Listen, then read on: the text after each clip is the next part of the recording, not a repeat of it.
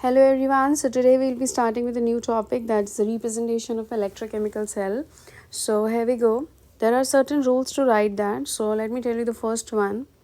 The anode, which is the negative electrode,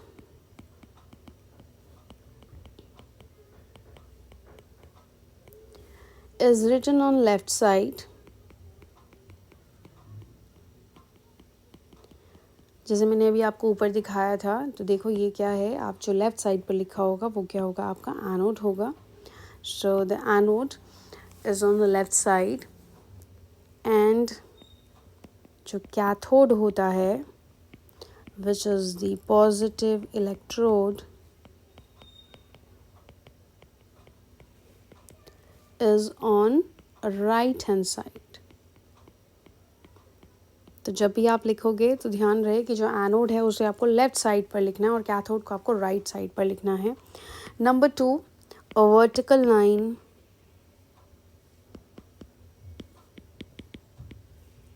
or semicolon you can use.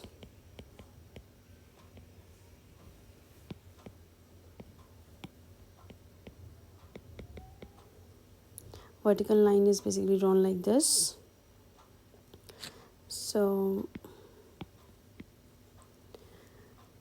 it indicates a contact between two phases. Contact between two phases का मतलब क्या है, पहले ध्यान से समझो बेटा. देखो क्या होता है हमारे पास, लेट्स से ये हमारे पास एक इलेक्ट्रोड, मतलब हम पूरा सिस्टम लगा रहे हैं, इसके अंदर इलेक्ट्रोड डिप्ड है और ये आपका सोल्यूशन है. सपोज ये ZnSO4 का सोल्यूशन है, ये जिंक है. ये क्या होता है, ये सॉलिड पार्ट होता है, ठीक है. ये क्या है, एक्वस सोल्यूशन है. तो बेसिकली क्या, सॉलिड और ये लिक्विड पार्ट है. तो यहाँ पे दो फेजेस चेंज हो रहे हैं. तो जब मैं लिखूँगी तो मैं ऐसे करके लिखूँगी Zn एंड ZnSO4. तो ये वाला जो लाइन है ये आपको क्या रिप्रेजेंट करती है, ये रिप्रेजेंट करती है कि जिंक और ZnSO4 ये जो दो चीज़ें हैं, इन दोनों का जो फेज़ है वो डिफरेंट है. फेज इज़ डिफरेंट, ठीक है. ऐसे ज़रूरी नहीं है सॉलिड या लिक्विड के लिए आप सेमीकोलन लगा रहे हो, हमेशा बस फेज़ को चेंज करने के लिए. यानी वो गैस भी हो सकता था, यहाँ पे ही गैस भी हो सकती है. अभी I will be giving you the examples, but all you need to note for the moment is that here this semicolon, or like we can use this, usually we use this vertical line, so it indicates that phase is being different, ठीक है. Zinc और ZnSO4 का जो phase है वो क्या है, अलग है. तो ये आपको ध्यान में रखना है. so let's move to the next point. so here we go. अच्छा, so anode, let me write few more things. Anode since वो लेफ़्ट में आएगा तो आपको पता है कि अगर लेफ़्ट से ही लिखना शुरू करोगे, लेफ़्ट टू राइट जाते हो आप, तो the anode of cell is represented by writing metal first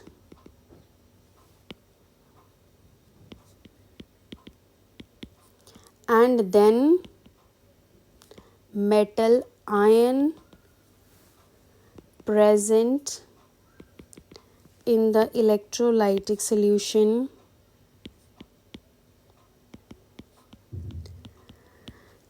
देखो जैसे मैंने अभी आपको बताया, Zn एंड Zn2 पॉजिटिव, या फिर आप इसको ऐसे भी लिख सकते हो. तो ये मैंने बता दिया आपको वर्टिकल लाइन की फॉर्म में, और दूसरे वाला आ जाएगा आपको सेमीकोलन की फॉर्म में. तो आप ऐसे या ऐसे कैसे भी लिख सकते हो, but I hope you understand me. The main part over here is, ये डिफरेंट फेज में है, ये यहाँ सॉलिड में है और ये यहाँ पे क्या है, एक लिक्विड स्टेट है, क्योंकि वो उसका एक्वस सोल्यूशन है, ठीक है.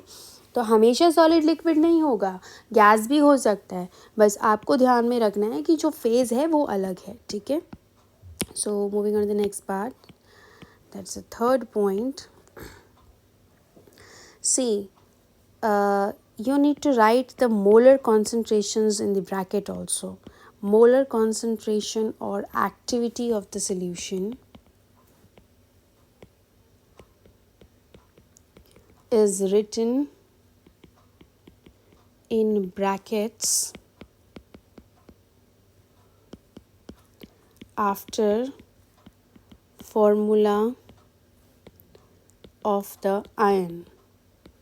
For example, let me tell you, अब जैसे आपने अभी ऊपर लिया हुआ है ये है, तो अब Zn2 पॉजिटिव कहाँ से आया है? आप ये करते हो ना, ये होता है ना आपके पास कि ये सिस्टम है, इसके अंदर जिंक का इलेक्ट्रोड है और यहाँ पर ZnSO4 है, तो ZnSO4 कैसे प्रेजेंट होगा? It will be present as Zn2 positive and SO4 negative. तो इसका कुछ कॉन्सेंट्रेशन रहा होगा, तो उस कॉन्सेंट्रेशन C1 लेट्स से हम कर लेते हैं. तो यहाँ पर आपको क्या करना है? Zn2 positive. अब Zn2 पॉजिटिव जहाँ से भी आया उस एक्वा सोल्यूशन का क्या? कॉन्सेंट्रेशन. ज़रूरी नहीं है वो ZnSO4 ही होगा, that can be ZnCl2 as well, it can be any of the salt. Fine. So here we go with the next part. Let's say मैंने अभी कंसनट्रेशन सोल्यूशन का रखा है 0.01, so I'll be writing at 0.01 molar over here. So that's how we represent. Fine. And similarly अगर आपको cathode के लिए भी लिखना है तो कैथोड का ऐसे करके आता है. अभी I'll be telling you. So here आप यहाँ पे नहीं लिखोगे, यहाँ पे you will not write. ये मैं आपको बता दूँ, यहाँ ऐसे नहीं होगा. यहाँ देखो ये क्या है? ये तो सॉलिड स्टेट है ना, और ये क्या है? ये एक्वस फॉर्म है. So all you need to do is you need to write it here along with this. Let's इसका C2 कॉन्सेंट्रेशन है. C2 कुछ भी हो सकता है, 0.1, जो भी आपकी इच्छा हो. So it can B, let's say I am taking 0.01 molar this thing over here. So I believe you will be able to understand this, and still if you didn't understand anything, you can drop it in comments, whatever your doubt is. I'll try to make it happen. I'll just try to solve all the possible doubts. Anyway, so here we go to the next part.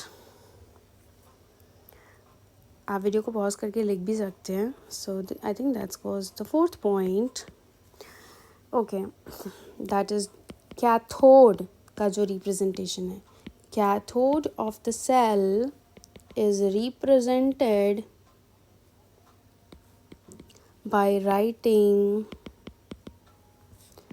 the cation of the electrolyte first, जैसे मैंने अभी आपको ऊपर just बताया. ठीक है. And then metal. तो आप पहले क्या लिखोगे? Cu2 पॉजिटिव, फिर आप लिखोगे Cu. ठीक है. यहाँ पे पहले सॉलिड वाला पार्ट नहीं आता है, तो ये आपको समझना है. और फिर उसके बाद अगर इसका कॉन्सेंट्रेशन ऑब्वियसली होगा, तो इसका कॉन्सेंट्रेशन ऐसे C1 Cu. So this is your aqua solution and that's your solid part. ठीक है. तो ये ऐसे है. This is your copper sulphate which is present as Cu2 positive plus SO4 negative, and this is your copper का electrode. So this is your solid part and that's your liquid part. I believe you'll be able to understand. Anyway, switch to the next part. अब हमारे पास बहुत important point आता है. ये I think 5th point है. So 5th point कहता है salt bridge. Salt bridge क्या करता है? दो compartments को अलग करता है.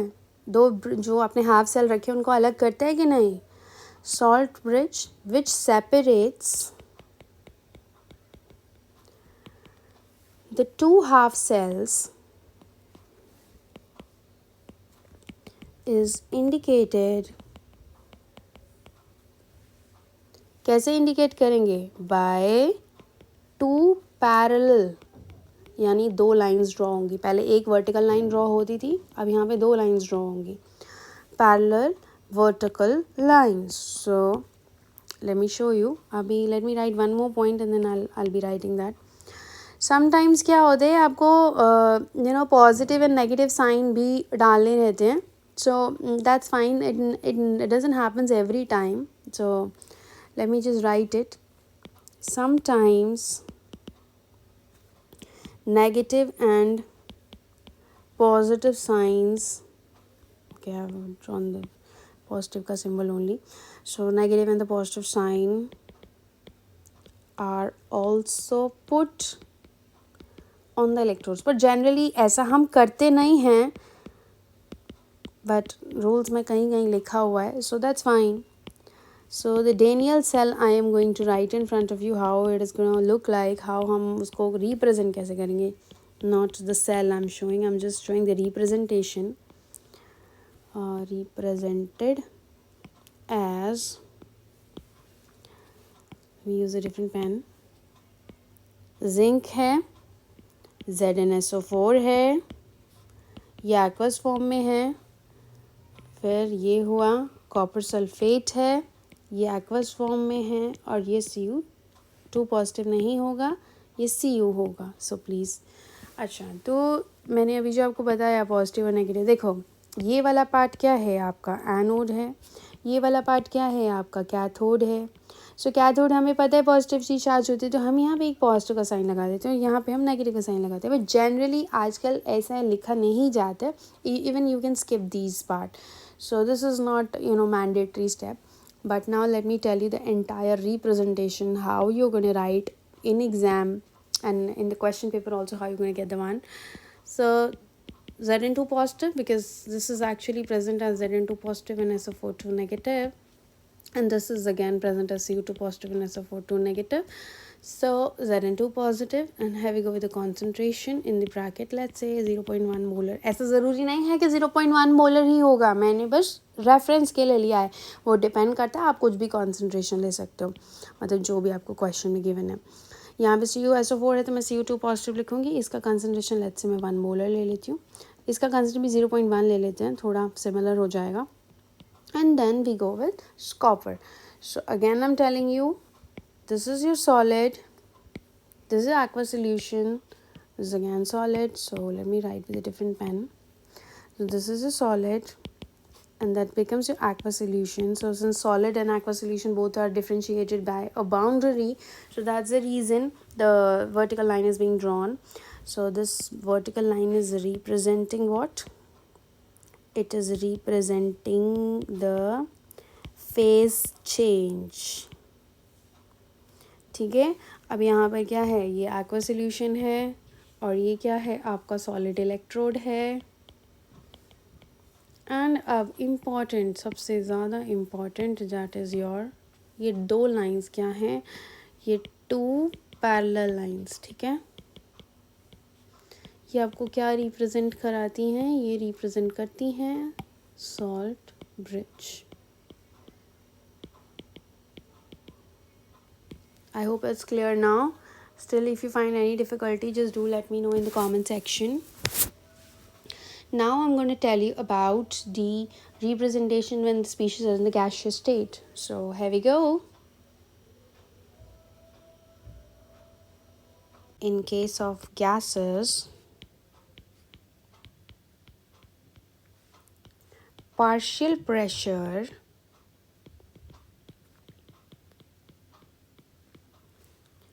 is to be mentioned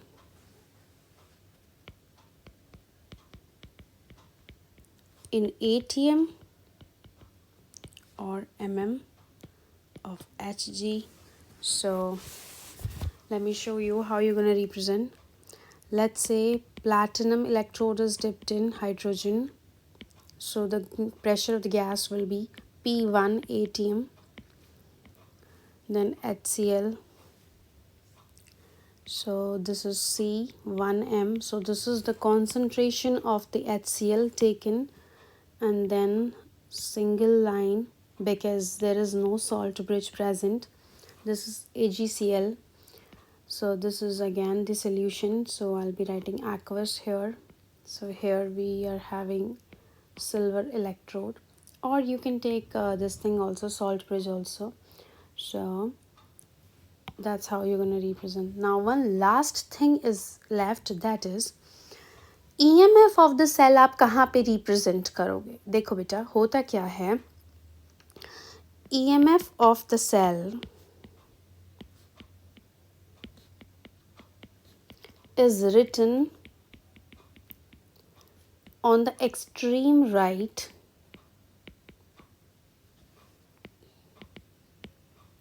of the representation.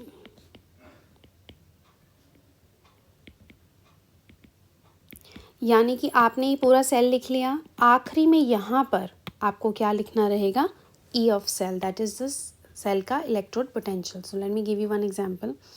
सबको पता है जिंक वाला, सो Zn सॉलिड है, ZnSO4 एक्वा सोल्यूशन है, तो C1m यानी कॉन्सेंट्रेशन, डबल वर्टिकल लाइंस का मतलब क्या है कि ये सेपरेटेड है किससे, सॉल्ट ब्रिज से, okay. Then single line, then copper, ये आ गया आपका सॉलिड। अब उसके बाद आप एक सेमी कोलन डाल के यहाँ पे ई ऑफ सेल लिख दोगे, जो भी आपकी वैल्यू रही होगी। लेट्स से 1.1 है तो instead of this E of cell you will write 1.1। अब ये जो रिप्रेजेंटेशन है ये आपकी कंप्लीट रिप्रेजेंटेशन है किसकी, this is your representation of this cell, ठीक है। कौन सा सेल, इलेक्ट्रोकेमिकल सेल। तो this is the complete representation, ठीक है, या फिर you can write complete cell representation. So ऐसे करके आप सेल को रिप्रेजेंट करते हैं। मैं आपको दोबारा से एक रीकैप दे देती हूँ। देखो बेटा यहाँ पर क्या हो रहा है, ध्यान से समझो। ये आपका जो पूरा पार्ट है, let me choose a different pen, let's a green pen. ये जो आपका पार्ट है ये क्या है, एनोड है। ये जो आपका पूरा पार्ट है ये क्या है, कैथोड के कंपोनेंट्स हैं, यानी कैथोड के समान है जो भी है। जिंक आपका सॉलिड इलेक्ट्रोड था जो आपने डिप किया था। उसके बाद ये आपका एक्वस सॉल्यूशन था, सॉल्ट सॉल्यूशन, ठीक है, जिसमें डिप किया था। ये concentration of that aqueous solution है, ठीक है। उसके बाद ये सिंगल लाइन क्या रिप्रेजेंट करती है, फेज चेंज, क्योंकि ये सॉलिड और ये लिक्विड, ठीक है। उसके बाद हमारे पास आता है आपका कैथोड। कैथोड में ये क्या है आपका सॉल्ट सॉल्यूशन, यानी कि एक्वस सॉल्ट सॉल्यूशन। ये क्या है, concentration of that aqueous salt solution.